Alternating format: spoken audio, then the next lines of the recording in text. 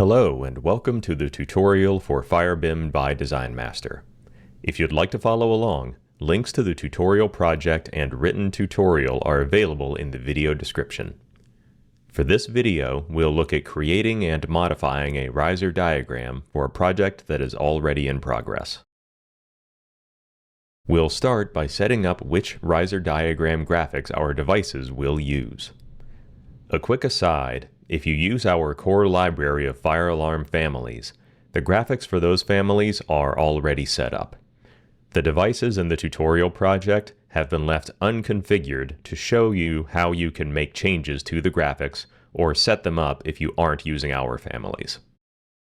On the FireBIM design ribbon, you will use the Panel Edit, Circuit Edit, and Device Edit commands to configure your top-level devices like panels, amplifiers, and annunciators, the circuits connected to those panels, and the devices on those circuits like your smoke detectors, horns, and strobes. We'll run the Device Edit command, then select the pole station near the main entrance. Here, you can set information about specific devices, from their appearance on the riser diagram, to values for calculations, to information for labels. As you can see, most of these settings will rely on the family settings by default, which we'll explore a bit later. For now, we'll press the Riser Diagram Graphics Settings button, which will pull up the graphics settings for this device. We'll set the riser group to Manual Fire Alarm Box and the riser graphic to Pole Station. Then close both dialog boxes. We also have a few smoke detectors in this building, and we can select every instance that's the same family and type by right-clicking one of them, going to Select All Instances, and selecting in Entire Project. That's standard Revit functionality, but I wanted to mention that shortcut in case you're new to Revit. And when we run the Device Edit command,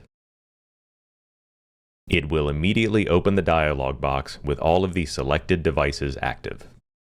As before, we'll go into the Riser Diagram Graphics settings, set the group to Smoke Detector, the graphic to Photoelectric, and close these out. Now, rather than do this for every instance in the project, we can also do this work in the device families. Let's take a look at that with the ceiling-mounted horn strobes in this project. Select one, then run Revit's Edit Family command to open up the family. Once you are in the family, go to the FireBIM Design ribbon and run the Family Edit command. The information you can set here depends on the device type, which is driven in turn by the family category. Because this family's category is set to Fire Alarm Device, so too is its device type. Families using the Electrical Equipment category and the Other Panel part type will be classified as fire alarm panels, which will give us different settings. First, we'll select every type in the list. You can use Control-click, Shift-click, or Control-A to select them. We'll set the riser group to Notification and the riser graphic to Horn Strobe Ceiling Mounted. We'll also set the strobe to Yes. We'll then select the 15 candela type from the list and set the output rating to 15. Setting the strobe rating won't affect any calculations, but it will be reflected in the device labels that will eventually end up on the riser diagram. Now we'll go through the remaining types and set their output ratings accordingly.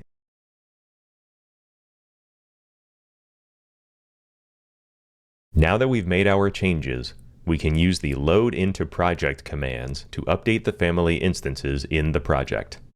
Let's use the command to load and close And we don't need to save the family this time, but if you're configuring families that might get reused in other projects, make sure you do save those. We'll overwrite the existing version and its parameter values, and we'll be able to see how that affects those devices a little later. Let's do the same for the strobes in our project. Select one, run Edit Family to open the device family, then Family Edit. As before, we'll select all types, set the group to Notification, the graphic to Strobe Ceiling Mounted, and the strobe to Yes. And again, select the 15 candela type, set the rating to 15, then do the same for the other types.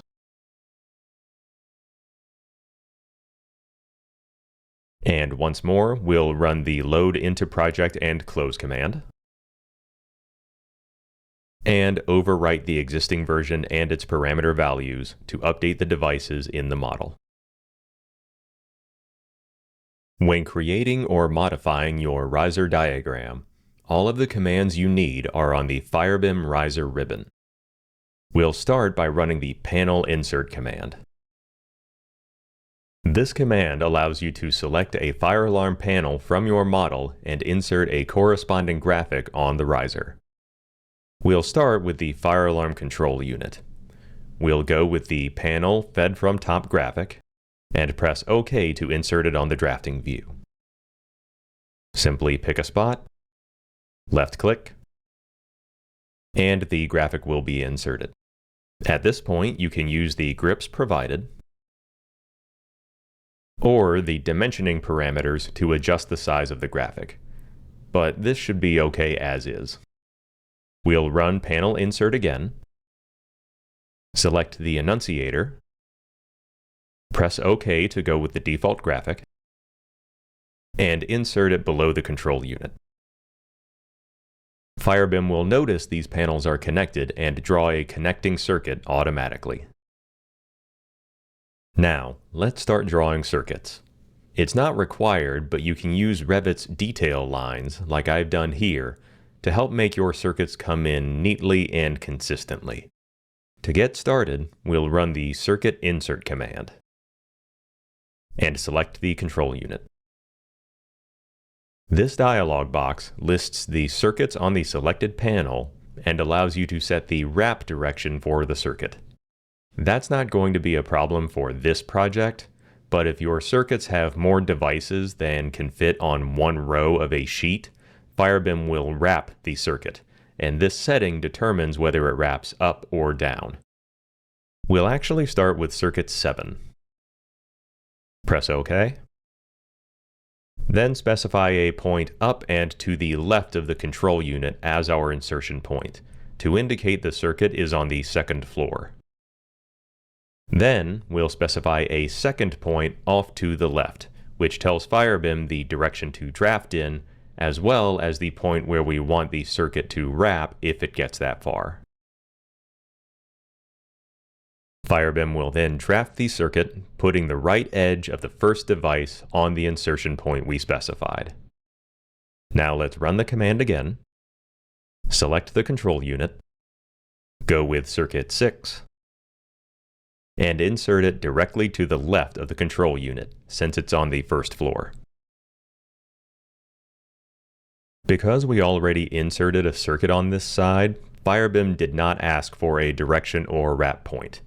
Instead, it used the ones we specified for the first circuit, along with the vertical alignment. Now we'll select the control unit and run the circuit insert command again, which will pull up these circuits without the prompt. Let's go with our second floor NAC circuits now. So that's circuit 3. And if we hold Control or Shift, we can also select circuit 4. Press OK. And these will go on the other side of the control unit, with the direction going to the right. As you can see, it inserted both circuits in ascending order. Let's do that one more time for the remaining circuits, which are 1, 2, and 5.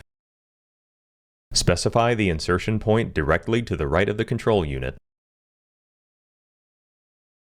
And as before, FireBIM detects the orientation of the circuits on this side and matches it. You might have noticed some of these devices came in with this question mark block instead of a typical device graphic. That's because we didn't configure those graphics in the family or instance. Instead, they're using a placeholder graphic that's our out-of-the-box, project-level default for fire alarm devices. So this is what you can expect anytime you use devices that haven't had their graphics configured in FireBIM. Now that our fire alarm riser is fully drafted, we can make changes. We'll start by updating this strobe using the edit command. This command will open the panel edit, circuit edit, or device edit dialog box based on what you select when running it. We'll change the family type to 30 candela, which will update the output rating. And when we close the dialog box, we can see that the label has been updated automatically. We can also make changes from the plan view, which we'll do with these modules that aren't using the proper graphics. We'll select one, then run the highlight device command to help us find it in the model. From here, we can select both modules and run the device edit command to make changes like we did earlier. Go into the riser diagram graphics settings, set the group to addressable module, and the graphic to input-output, then close out. And when we go back to the drafting view, the graphics have already been updated according to our changes. We can also modify what graphics are used for the circuits themselves by going to the Customization pull-down and running the Circuit Types command. This dialog box lets you define different types of circuits, which can then be used to assign riser diagram graphics, wire sizing criteria for voltage drop calculations, and prefixes and suffixes for circuit addresses. We'll go to the NAC circuit type, change the Class B end-of-line graphic from unspecified to resistor, then set the end-of-line device label to 15K to indicate the resistance value. Next, we'll select the panel control type, change the segment group to segment, the graphic to segment text, which includes inline text showing the label, and the type to new solid. Finally, we'll go to the SLC type and set the segment group and segment graphic to segment simple. It's the same graphic as the project default, but doing this allows us to then change the segment type to new dashed. Now we'll press OK to save our changes and close the dialog box. To see these changes in action, we first need to assign some circuits to those types using the Circuit Edit command. This command lets you view and make changes to specific circuits, which will take precedence over settings in the devices on the circuit, the upstream panel, or the project customization. You can see that by default, all of these circuits have been assigned the NAC circuit type. That default can be changed for individual panels as well as for the project. We'll select circuits 6 and 7, which you can do by holding Ctrl or Shift while clicking.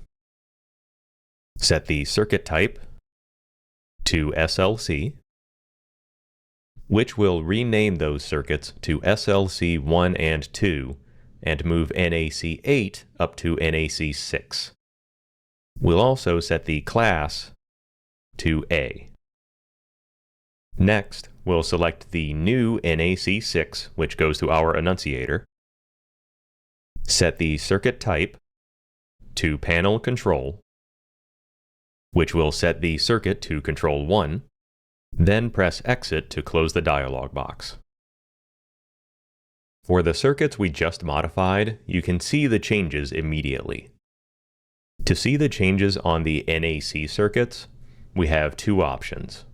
We could use the circuit update command, which, as the name implies, will check for any changes to the selected circuit, but running that for each one can take a while. Instead, we can update the entire project at once by running the update whole project command. This command will reconcile any changes made that could affect your riser diagram or calculations that didn't force an update automatically. Because it can take a long time on large projects, it asks for confirmation before recalculating. When the calculation finishes, we can see that the end-of-line graphic has changed for the NAC circuits. Next, we'll look at how the riser diagram handles it when you add devices to, remove devices from, or change the order of devices on a circuit. To start, we'll run the Revit fire alarm command and insert a ceiling-mounted horn strobe in this hallway. We then need to circuit it. The written tutorial explains one method, but I'll show you a different one here, which is to select the device, then right-click this node, which corresponds to the electrical connector, select Add to Circuit from the context menu, then select a device on the circuit you want, like this horn strobe here. We'll also erase this strobe from the lobby. You can use Revit's erase command, or just select it and press delete. And if we go back to the riser diagram, run the circuit update command, and select something on that circuit, you'll notice there is one less strobe and one more horn strobe. But the device ordering probably isn't what you were expecting. As I mentioned briefly in our video on background information for using FireBIM, these wires drawn on the plan view are what FireBIM uses to determine device ordering on circuits. Because the new horn strobe isn't wired, and because these wires were broken when we erased that strobe, FireBIM has to do some guesswork on the ordering. To fix it, we'll start by erasing these old wires. We can then draw new ones by going to the Systems ribbon and running one of the wires commands. If you're not familiar with drawing these wires, it's important to connect these to the point snap on devices, because that signifies the electrical connector on the device. If the wire doesn't start from there, Revit won't connect the drawn wire with the circuit it's supposed to represent. So we'll click on that snap, and you can set midpoints here to adjust how the wire bends along the path, but for this demonstration we can be quick and messy and just go straight to the point snap for the new horn strobe. You'll notice it's not asking me to define additional points for that wire, and that's how you'll know it's been connected to the circuit properly. Now we'll do the same to connect this horn strobe to the other horn strobe. And once that's drawn, press Escape to exit the command. And now, when we go back to the riser and run Circuit Update, the devices are shown in the correct order based on those drawn wires. Those are the basics for creating and modifying your riser diagram using FireBIM. In the next video, we'll dive into getting your panels and devices ready for battery and voltage drop calculations, performing those calculations, and how to modify them. See you there.